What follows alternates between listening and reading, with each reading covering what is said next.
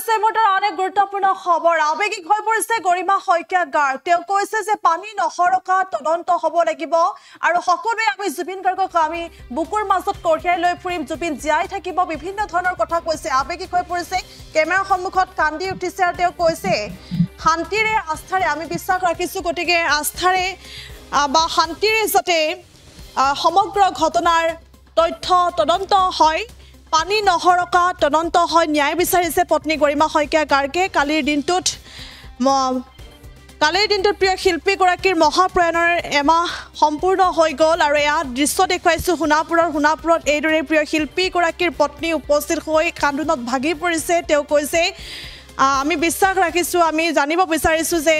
কি হৈছিল প্ৰকৃত অৰ্থত কি হৈছিল জুবিনৰ হৈতে হেয়া জানিব বিচাৰিছো আৰু ইয়াৰ বাবে পানী নহৰকা তদন্ত তেওঁ বিচাৰিছে আৰু কৈছে মই আপোনালোকৰ মৰমৰ বাবে এইদৰে থিয় হৈ আছো আমাৰ ঘৰখন ঠানবান হৈ গৈছে আৰু একমাত্ৰ আপোনালোকৰ মৰমৰ বাবে এইদৰে আজি ইয়াত এইদৰে এনেকৈ থিয় হৈছো বুলি পত্নী গৰিমা শইকীয়া গাৰ্গে উল্লেখ কৰিছে আৰু লগতে তেওঁ কৈছে যে আপোনালোকৰ সাহস বা আপোনালোকৰ উপদেশ পৰামৰ্শ অতি প্ৰয়োজন বা পৰামৰ্শ উপদেশ মোক লাগিব আপোনালোকে মোৰ সাহস আপোনালোকে মোক শক্তি এইদৰে কান্দি গৈছে পত্নী গৰিমা শইকীয়া গাৰ্গে আমি দেখুৱাইছো দৃশ্য সোণাপুৰৰ এয়া দৃশ্য তেওঁ কৈছে এটা অভাৱনীয় ঘটনা ঘটি গ'ল গতিকে এই ঘটনাৰ এতিয়া তদন্ত প্ৰক্ৰিয়া চলি আছে আৰু হেয়া তদন্ত প্ৰক্ৰিয়া পানী নহৰাকৈ হ'ব লাগে আমি আমাৰ মাজতে প্ৰিয় শিল্পী গৰাকী জুবিন গাৰ্গক কঢ়িয়াই লৈ ফুৰিব লাগিব তেওঁৰ জন্মদিন আহি আছে আমি একেলগে জুবিন গাৰ্গক জীয়াই ৰাখিম পত্নী গৰিমা শইকীয়া গাৰ্গ এইদৰে প্ৰতিশ্ৰুতিবদ্ধ হোৱা দেখিবলৈ পোৱা গৈছে সংকল্পবদ্ধ হৈছে তেওঁ কৈছে তেওঁ প্ৰিয় শিল্পী গৰাকী অৰ্থাৎ জুবিন গাৰ্গে যিসমূহ কাম কৰিব বিচাৰি আছিল সেই সকলোবোৰ কাম কৰিব গতিকে জুবিন গাৰ্গ প্ৰিয় শিল্পী গৰাকী আমাৰ মাজত সদায় জীয়াই থাকিব আমাৰ মাজত জীয়াই থাকিব প্ৰতিজোপা গছৰ মাজত জীয়াই থাকিব জুবিন গাৰ্গ প্ৰতিগৰাকী কণ্ঠত অনুৰাগীৰ কণ্ঠত জীয়াই থাকিব জুবিন গাৰ্গ কামৰ মাজত জীয়াই থাকিব জুবিন গাৰ্গ সকলো শৃংখলাবদ্ধভাৱে তেওঁ কৰিব বিচাৰিছে আৰু এয়া প্ৰতিশ্ৰুতিবদ্ধ হৈছে আৰু তেওঁ কৈছে যে সেউজ অসম গঢ়াৰ তেওঁৰ হেঁপাহ আছিল গতিকে সকলো অসমখন সেউজ কৰিব লাগিব গছ পুলি ৰোপণ কৰিব লাগিব জীৱকুলৰ বাবে কাম কৰি যাব লাগিব আৰু অসমখনক বহু দূৰলৈ আগুৱাই লৈ যাব লাগিব এইদৰে কান্দি কৈছে জুবিন গাৰ্গৰ পত্নী গৰিমা শইকীয়া গাৰ্গে প্ৰিয় শিল্পী গৰাকীৰ এয়া ধৈৰ্যশীলা পত্নী আৰু এয়া অনুৰাগীক সম্বোধন কৰি তেওঁ বহু কথা এইদৰে কোৱা দেখিবলৈ পোৱা গৈছে কান্দোনত ভাগি পৰিছে শুকাই কান্দি উঠিছে আৰু সকলোৰে মৰম আশীৰ্বাদ তেওঁ বিচাৰিছে আৰু লগতে সকলোকে তেওঁ কৈছে মোক আপোনালোকৰ ঘৰৰ সদস্যৰ দৰে ভাবিব কোনোৱে যদি ভাবে জীয়ৰীৰ দৰে ভাবিব পাৰে বোৱাৰীৰ দৰে ভাবিব ভগ্নীৰ দৰে ভাবিব গতিকে আপোনালোকৰ আশীৰ্বাদ আপোনালোকৰ উপদেশ মোৰ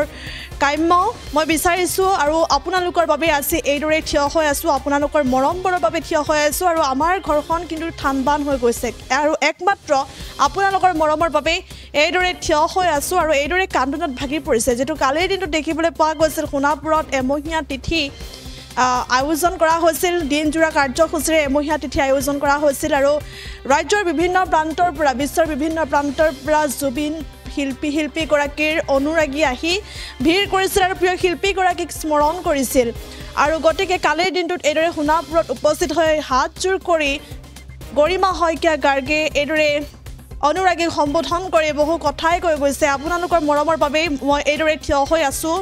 আমাৰ ঘৰখন ঠানবান হৈ গৈছে কিন্তু একমাত্ৰ আপোনালোকৰ মৰমেই সাহস আৰু শক্তি আপোনালোকৰ দিহা পৰামৰ্শৰ প্ৰয়োজন হ'ব মোক আপোনালোকৰ ঘৰখনৰে এজন বুলি ভাবিব আৰু এইদৰে কেইবাটাও মন্তব্য কৰিছে মুহূৰ্তত সেই মন্তব্য আছে আগবঢ়াইছো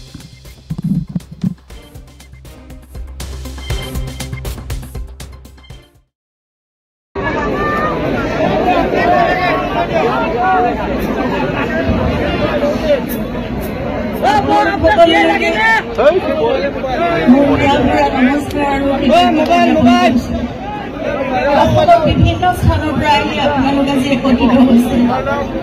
একমাহ পাৰ হ'ল জুবিন আমাৰ মাজৰ পৰা গৈছে বুলিতো ক'ব নোৱাৰো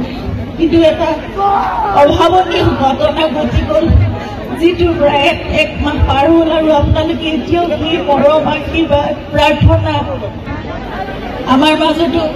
বহুত অন্তৰ্দ্বন্দ্ব চলি আছে এয়া ভণ্টিও আছে লগত আৰু আমি সকলোৱে বুজি পাওঁ আমাৰ অন্তৰৰ ভিতৰত কি চলি আছে তাৰ উত্তৰ নিশ্চয় আমি পাম এক আস্থাৰে শান্তিৰে ধৈৰ্যৰে আমি অপেক্ষা কৰিছোঁ নিয়মত হওক শুদ্ধভাৱে হওক পানী নসৰকাকৈ যে বিচাৰ হ'ব লাগে সেয়া বিচাৰ হওক কিন্তু তাৰ লগে লগে আমি জুবিনকো অমৰত্বত আমিয়ে দিব লাগিব আমি সদায় আমাৰ মাজত জুবিনক কঢ়িয়াই লৈ ফুৰিব লাগিব আৰু জুবিন আমাৰ মাজত সদায় তেওঁ যেনেদৰে আছিল তেনেদৰে সদায় থাকিব লাগিব তেওঁৰ আদৰ্শ তেওঁ যেনেদৰে গোটেই যে জুবিনৰ জন্মদিন আহি আছে অহা নৱেম্বৰ মাহৰ 18 তাৰিখে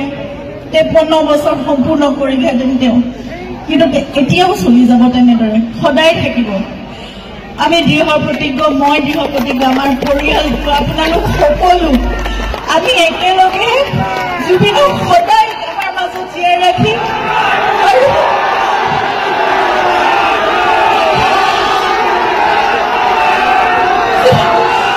জুবিনে কৰিব বিচৰা সকলোবোৰ কাম আমি কৰি যাম এজোপা এজোপা গছৰ মাজত জুবিনক জীয়াই ৰাখিম প্ৰতিটো পাতত জীয়াই ৰাখিম সেয়া ৩৬,০০০ গীতৰ মাজত জুবিন জীয়াই থাকিব সকলোৰে কণ্ঠত জুবিন জীয়াই থাকিব জুবিনৰ সকলোবোৰ গীত তেওঁ লিখা তেওঁ কম্পোজ কৰা সকলোবোৰ গীত আমাৰ বহুত পলম হ'ল কিন্তু এতিয়াৰ পৰা আমি চেষ্টা কৰিম যে সেই সকলোবোৰ যাতে আমি শৃংখলাবদ্ধভাৱে আমি ৰাখি যাব পাৰোঁ আমাৰ ভৱিষ্যত প্ৰজন্মৰ বাবে প্ৰতিটো পদক্ষেপত আপোনালোকে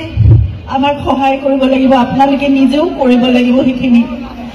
আমি গছ ৰুই যাম সেউজ কৰিম অসমখন উত্তৰ পূৰ্বাঞ্চলখন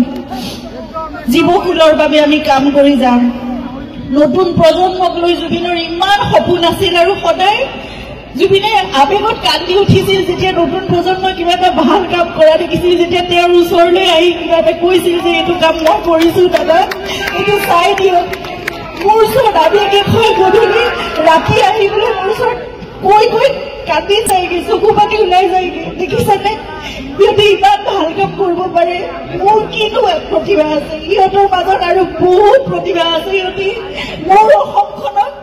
বহুত দূৰলৈ লৈ যাব গতিকে সেই সপোনবোৰ আমি পূৰা কৰিবই লাগিব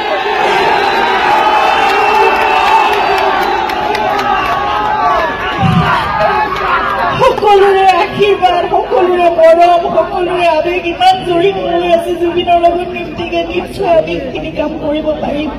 নতুন প্ৰজন্মৰ জুবিনৰ সপোনবোৰক কঢ়িয়াই দিব মোৰ বিশ্বাস আছে মোক মাত্ৰ আপোনালোকৰ পৰিয়ালৰ এগৰাকী বুলি ভাবিব আপোনালোকৰ জীয়ৰী আপোনালোকৰ বোৱাৰী আপোনালোকৰ ভগ্নী যি বুলি ভাবে বন্ধু বান্ধৱী যি বুলি ভাবে মোক মাত্ৰ আপোনালোকৰ পৰামৰ্শ লাগিব উপদেশ লাগিব আগবাঢ়ি যাবলৈ মোক সেইখিনি সহায় সহযোগিতা সদায় লাগিব মোক আশীৰ্বাদ কৰিব আমি একেলগে জুবিনৰ সকলো সপোন আমি আগবঢ়াই লৈ যাম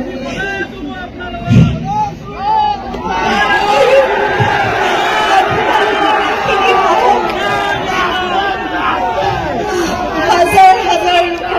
মোৰ প্ৰতি আশীৰ্বাদ মৰম আছে কাৰণে আজি এটা মই আপোনালোকৰ মৰমৰ মাজতে জীয়াই আছো মই থিয় হৈছো আহি ইয়াত উপস্থিত হ'ব পাৰিছো নহ'লেতো আমাৰ ঘৰখন ঠাণ্ডাত হৈ যোৱাৰ দৰে হৈছিল কিন্তু তথাপিতো আমি একেলগে আজি আপোনালোকৰ আগত থিয় হৈছো কাৰণ আপোনালোকে আমাৰ শক্তি আপোনালোকে আমাৰ সাহস আমি দুজনে একেলগে কাম কৰি জুবিনক সদায় আমাৰ মাজত জীয়াই ৰাখিম মই প্ৰতিশ্ৰুতি দিছো মই সংকল্পবদ্ধ হৈছো আপোনালোকে মোক মাত্ৰ আশীৰ্বাদ দিব